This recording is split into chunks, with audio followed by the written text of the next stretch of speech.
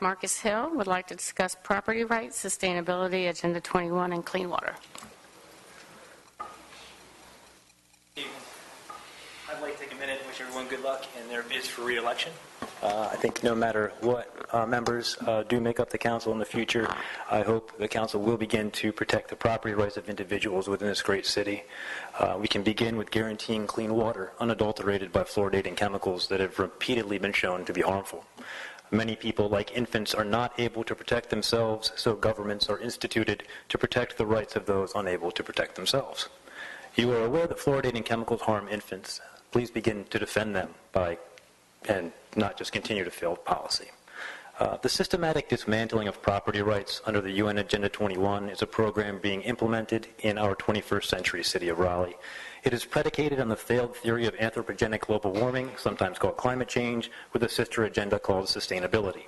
Raleigh touts itself as a sustainable city, endorsed the U.S. Mayor's Climate Protection Agreement in 2007, and spends millions of dollars per year in order to limit the rights of individuals here in Raleigh in favor of collective rights controlled by large corporate and banking interests. The City Office of Sustainability alone has resources in excess of $2 million per year, but at our last meeting, I was not given an answer as to how the office plans to use those resources to sustain the most vital resource of every individual in the city, their private property rights.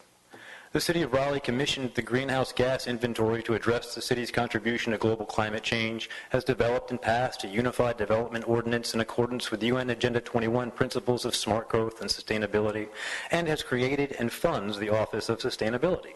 This council is very eager to develop ways to address climate change and use the power of government to push an agenda wrapped in the pretty phrases of environmentalism.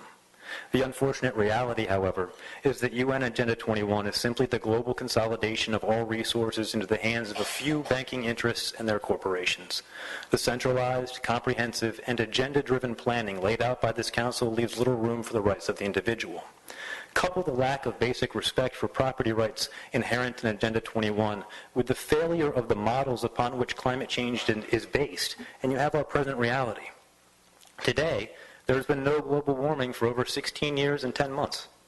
Every single computer model has proven incorrect, and the United Nations International Panel on Climate Change must contend with the fact that trying to keep the myth inflated in order to continue the policy schemes justified on the altar of climate change and sustainability discredits not only the scientists who make a living developing ways of defending the failed theory, but also the policymakers who would disregard the rights of the individual in order to implement the green fascist agenda of an internationalist cabal.